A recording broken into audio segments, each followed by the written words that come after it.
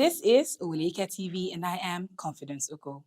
In an exclusive interview, Oweleke TV spoke with Reverend John Hayab, the chairman of the Christian Association of Nigeria in Kaduna State. You might recall that the former governor of Kaduna State declared in a video that was released and circulated on social media that the Muslim ticket in Kaduna and Nigeria has come and will stay for the next 20 years. A plot to Islamize Nigeria was another topic he discussed. Additionally, he claimed that the Christian Association of Nigeria had been silenced. These claims have elicited a range of responses from Nigerians. While speaking with our reporter Rachel Abioye, the CAN chairman in Kaduna State said El-Rufai is simply seeking relevance and needs to be checked mentally.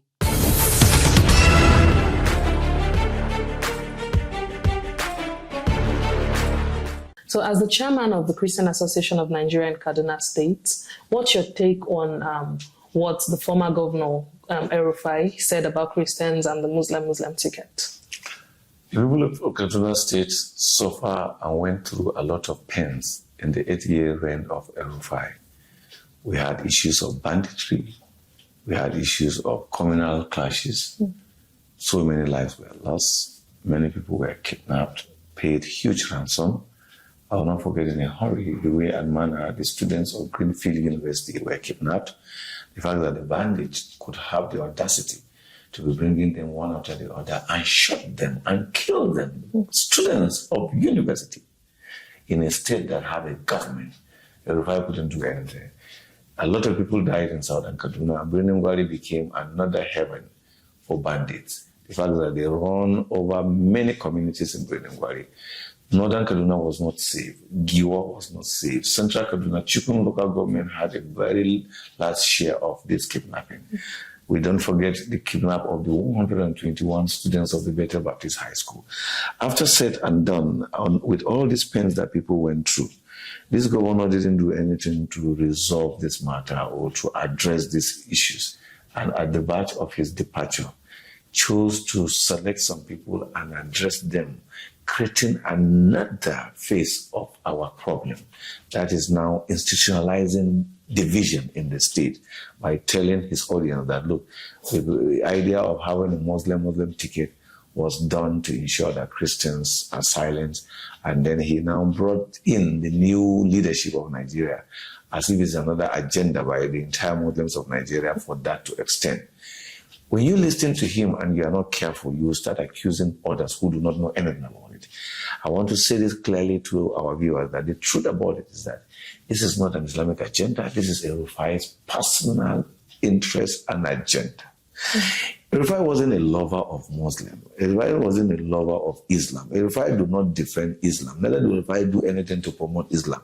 To the best of my knowledge, and Malams can confirm, El-Rufai instead demolished many mosques. El-Rufai stopped people from praying or going to mosques. El-Rufai even stopped many from going to Mecca. Look, I remember this particular incident that there were seats for Hajj, and he was told to give it, he was asked to give it to imams, and he said he has already bought them after the 2019 election, so he's not going to give them seat to go to Makkah. So how could someone who behaved in such a way come to be promoting what he was saying? You simply know that he's up to something. And what is he up to? El-Rufai is believing that if he rides under the sentiment of religion, he may tomorrow be another president from northern Nigeria, and people will think that he's a champion and promoter of religion. We know that El-Rufai does not love religion. El-Rufai is not a defender of religion. He's simply playing politics to get relevance. And not only by that, El-Rufai is also deliberately planting a slippery path for the new administration. Because if people are not wise enough, they may start accusing the new administration, thinking that it's really an agenda. Even if there's an agenda, that's not the way to present it. So it shows that he's up to something. He will create tension for the man, and then he will come back to be the one they will call, can you help us resolve this? So these are all his gimmick and antics, so we are familiar with it. And the third thing is that you may even start blaming Muslims, thinking they are part of it. I think some of us have lived along in this country and have related across board. So we know what Muslims think, we know how Muslims want, we know fantastic people out there who want the best for this country. So El-Rufai is just speaking for himself and few others who he may have bought, but not for a very large percentage of Muslims. So I see his utterance as someone who is just trying to play game to win attention, trying to play game, preparing himself for possible coming up in the future as a leader, trying to play game to keep the division widening. And how could a leader who swore by the Constitution, by the Quran, to defend the Constitution of Nigeria speak such word? Because at the time he made those remarks, he was still a governor. So you can see how he violated his oath. He did not show that he was a statesman, rather did he show that he was someone who loves unity. So Nigerians now can see and understand who El-Rufai is. And we have many like him in Nigeria who think they are smart, who think they can play around and then cause division among people so that they will continue to suppress people. During El-Rufai's reign, Nigerians must remember that so many lives were lost because El-Rufai was tactically creating unnecessary tension so that he will hide under insecurity to steal our money. And when you ask him to account, oh, the money we are used for security, ask the security agencies whether they really got money. Why were they not able to stop the killings? Because there was really nothing, but he uses that to hide, to steal our money. So Nigerians must shine their eyes when next we want to give people opportunity to be leaders. Let's not give people who do not have love for the country, love for humanity, respect for others to lead us, because they will only further divide us for their personal interests. I used to say this, and I will say it here, that sometimes in this country, one of the key problems we have is that we allow people to lead us without some check. What is the check? I'm saying we only care what is their certificate and what is their age, whether they are qualified by age or certificate. No, I think we should check whether they are mentally all right to lead us. Some people are actually mad people. But so are you saying El-Rufai is not mentally all right? See, we need to go to the hospital. We need to take him to psychiatrist to confirm. Because a man who is really in his senses will not say what he's saying. Because how could you as a leader want to destroy your state, want to destroy your country? No, something is definitely wrong with you. A true leader unites. A true leader tries to build structures and build institutions that will keep the people together. Because no community develops or progress in an atmosphere of chaos and confusion or division. So I don't see a true leader who is in his senses will want to deliberately create artificial division or create division using either ethnic, religious, sectional, or whatever identity. No, that person needs a check. So when we go to psychiatric and come back, we'll be able to confirm what I've just said. But so far, what has the Christian body done? Well, simply we are telling Nigerians to know who the man is. You see, what he wants us to do is to become angry and go out and say things that will create another violence. We will not do that. We love this country. We want the best for this country. We are not going to be angry. I was speaking somewhere yesterday and I said, do you know that sometimes El-Rufai, okay, I was asked by somebody that, am I saying that El-Rufai never did anything good? And I gave him one good thing El-Rufai did. El-Rufai built so much roads in Kaduna, but even in the construction of roads, he constructed in such a way that he was stirred up anger between some section of the state and another section. Because, for example, El-Rufai came into power in 2015 and started building a road in Barnawa. El-Rufai never finished building the road until 7 years later. But the Rufai, look, even as I'm speaking to you, the road has not finished building. But go and check that road. They started building it in July 2015. But he went to Muslim-dominated area and was constructing road, beautifying the place, so that he would provoke the Christians here to be angry and feel he's caring for the Muslims and not caring for the Christians. Many Christians who ran to us and say, we must speak about it, we must come out. Like I told them, just forget about it. This is government. If El-Rufai chose not to construct roads among Christians community and is constructing road in Muslim community, allow him 5 years, allow him some years. After constructing roads in those communities, there will be no more road there to construct. So he will have to go and construct roads, since the money he took for loan for urban renewal must be used for urban renewal. When there is no other place for construction, he will come back to that place he does not want to construct and construct another road.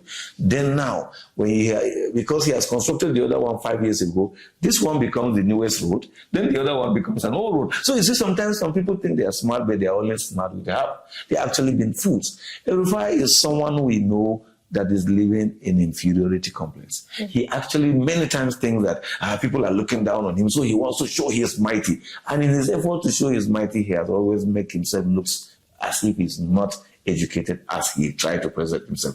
I wish he will learn from this error, or learn from this one that Nigerians are talking, and know that people are wise and smarter than he's thinking.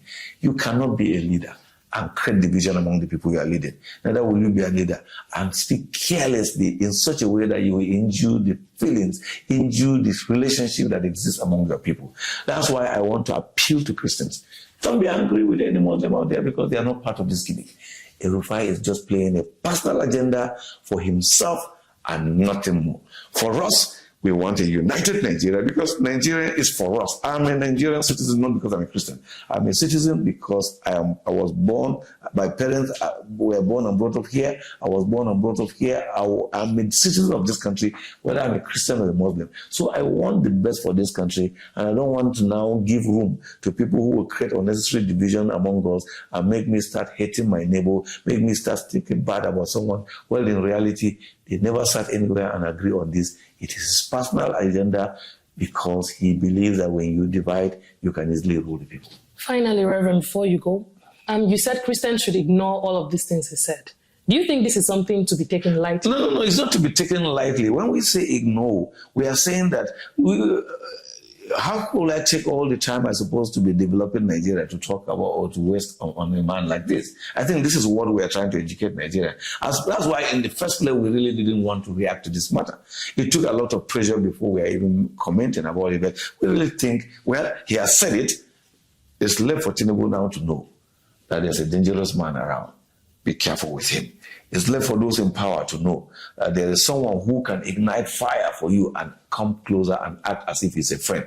So watch out and don't be blind. So these are the things we are talking about. So instead of us wasting our time glorifying what is not, let's just come out to show people the true light and the true meaning of what they're seeing and hearing. Those who are in support of such kind of things know that they are not statements. They shouldn't even be counted among Nigerian lovers of this country. People like El-Rufai have been privileged by God to serve in different capacity. He was the Director General of Bureau for Public Enterprise, and then he became a minister for Federal Capital and a governor. Despite all those privileges, they are still speaking like a total village man who has not come out of his village. If this is what education is, then something is wrong with education. That kind of education that El-Rufai display. If this is what the privilege to be in power is, then something is wrong. This is an abuse of the privilege and the responsibility Nigerians gave him. So other leaders must learn and know that you could grow like El-Rufai, but when you are careless with words, you will destroy yourself in a twinkling of an eye. Thank you very much, sir. You're welcome. Thank you so much, Reverend Hayab, and thanks to our reporter, Rachel Abioye. To watch more interviews and catch up with every current happening in Nigeria, subscribe and follow our social media handles on Facebook, Twitter, and Instagram. You can also visit our website at Oweleketv. I am Confidence Oko. Thank you for watching.